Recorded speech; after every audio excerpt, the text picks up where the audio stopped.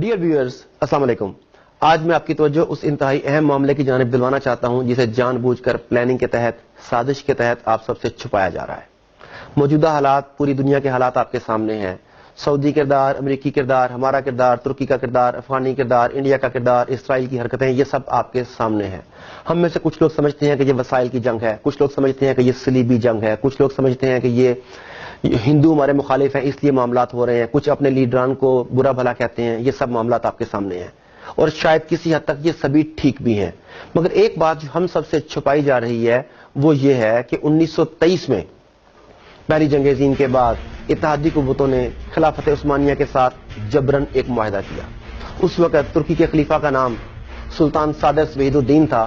اتحادی فوجیں جس میں فرانس تھا، جرمنی تھا، برطانیہ تھا، ان سب نے مل کر زبردستی ایک معاہدہ کیا 1923 میں، جس کی مدت 100 سال کی تھی۔ اس معاہدے کے تحت سلطان کی تمام ذاتی املاک ضبط کر لی گئیں۔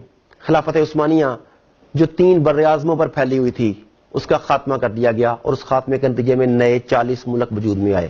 یہ خلافت عثمانیہ جس کی میں بات کر رہا ہوں اتنی طاقتور تھی کہ اس دور میں جتنے ممالک، جتنے براعظموں پر اس کا قبضہ تھا، اگر آپ دیکھیں تو موجودہ دور میں ان ممالک کے نام ہیں آرمینیا، عراق، شام، اردن، فلسطین، قبرص، بلغاریہ، رومانیہ، یونان، مکہ اور مصر جیسے ممالک اس سلطنت میں شامل تھے۔ اسی وجہ سے مسلمانوں کی قوت تھی، ان کی شان و شوکت تھی۔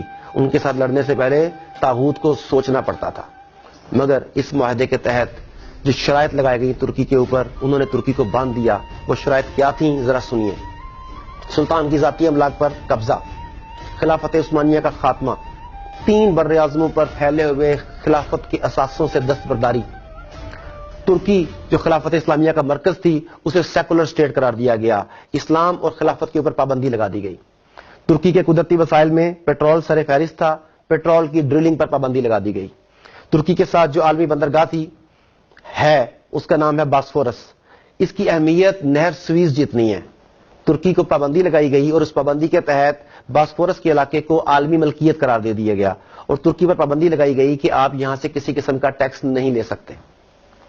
یہ تمام شرائط لاگو کرنے کے بعد اس معاہدے کو 100 سال کے لیے لاگو کر دیا گیا۔ خلافت عثمانیہ جس کا آغاز 1299 میں ہوا اور 1922 تک اس خلافت نے ایک اہم رول پلے کیا۔ غلطیاں بھی ہوئی ہوں گی ڈیفینیٹلی ان سے، مگر بہرحال ہمیں اس کے اوپر ناز تھا۔ تو 100 سال کا معاہدہ کیا گیا 1923 سے لے کر 2023 تک، جس میں یہ تمام شرائط تھیں۔ اب ہو یہ رہا ہے کہ 2023 قریب آ گیا۔ جیسے جیسے 2023 قریب آ رہا ہے، طاغوت، یہود، ہنود، صلیبی سب کے سب اس خوف میں مبتلا ہیں کہ جب وہ معاہدہ ختم ہو جائے گا تو پھر ترکی عالمی حیثیت بنوانے کے لیے کیا کیا کر سکتا ہے۔ ترکی کی موجودہ لیڈرشپ طیب اردگان وہ بھی آپ کے سامنے ہے۔ وہ جس طریقے سے عالمی مسائل میں دخل اندازی کرتا ہے، جس طریقے سے اپنے آپ کو منواتا ہے۔ اب برما کا معاملہ دیکھ لیجئے، سب سے پہلے کون گیا؟ کشمیر کا معاملہ دیکھ لیجئے کون آواز اٹھاتا ہے؟ فلسطین کا معاملہ دیکھ لیجئے، سب سے پہلے کس نے آواز اٹھائی؟ امریکن پریزیڈنٹ ٹرمپ نے جب پاکستان کے خلاف بیانات دیے تو سب سے پہلے وہ کون تھا جس نے اس کی مذمت کی؟ صرف ایک نام آپ کے سامنے آتا ہے، طیب اردگان۔ اب طاغوت کو یہ ڈر ہے کہ وہ عثمانی خون جو ہے وہ کہیں دوبارہ سے جوش نہ مار جائے۔ ایسا نہ ہو کہ مسلمان اپنے ماضی کو پہچان لیں، ایسا نہ ہو کہ اہل ترکی دوبارہ خلافت کی طرف گامزن ہو جائیں۔ آپ کو یاد ہوگا کہ ترکی میں فوجی بغاوت بھی امریکہ کے کہنے پر کروائی گئی۔ ترکی میں حالات کو خراب کرنے کی مسلسل کوششیں کی جا رہی ہیں۔ یہ سب کچھ اس لیے ہے کہ وہ لوگ ڈرے ہوئے ہیں کہ مسلمان کہیں دوبارہ سے اکٹھے نہ ہو جائیں۔ اب آپ طیب اردگان کے گزشتہ کئی بیانات کا اگر جائزہ لیں تو وہ بار بار کیوں کہتا ہے کہ 2023 کے بعد ترکی پہلے جیسا بیمار ترکی نہیں رہے گا، ترکی عالمی سیاست میں اپنا کردار ادا کرے گا؟ ترکی کیوں بار بار مسلمانوں کی مدد کے لیے بھاگ رہا ہے؟ یقیناً پرانا خون جوش مار رہا ہے، پرانے جذبے رنگ لا رہے ہیں، اور یہ چیز امریکہ کو، طاغوت کو، صلیبیوں کو، اسرائیل کو، یہودیوں کو، ہنود کو، سب کو بہت زیادہ تنگ کر رہی ہے۔ دوسرا کام جو امریکہ ہمارے ساتھ کر رہا ہے، طاغوت ہمارے ساتھ کر رہا ہے، وہ یہ کر رہا ہے کہ میڈیا کے زور پر ہمارے اوپر امریکہ کی سپریمیسی کا ایک ہوا بٹھا دیا گیا ہے۔ ہمیں یہ بتایا گیا ہے کہ امریکہ کے ساتھ لڑنا، حتیٰ کہ امریکہ کے ساتھ لڑنے کا سوچنا بھی حماقت ہے۔ یہ بہت امپورٹنٹ چیز ہے کہ کیا وہ واقعی اتنا سپر پاور ہے، اتنا پاورفل ہے کہ جو چاہے کر سکتا ہے؟ ہمیں بتایا جاتا ہے کہ امریکن سیٹلائٹس اتنے پاورفل ہیں کہ وہ دنیا کے ایک کونے سے دوسرے کونے تک ہونے والی ہر حرکت سے باخبر ہیں۔ پاکستان میں نیٹو کے 20,000 کنٹینرز گم ہو گئے، چوری ہو گئے، جو مرضی اب سے نام دے لیں۔ وہ کہاں گئے؟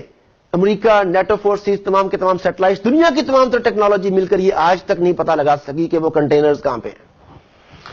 دیکھیں کنٹینر کوئی 1 انچ 2 انچ کا، فٹ 2 فٹ کا، 6 فٹ کا، 10 فٹ کا نہیں ہوتا، اور ایک کنٹینر نہیں، 2 کنٹینر نہیں، 10 کنٹینر نہیں، 20,000 سے زائد کنٹینرز اسلحے سے بھرے ہوئے، مشینری سے بھرے ہوئے، امریکی ٹیکنالوجی کو اپنے اندر سموئے ہوئے، وہ تمام کے تمام کنٹینرز آج کہاں پر ہیں امریکہ نہیں جانتا۔ یہ ہے امریکن ٹیکنالوجی۔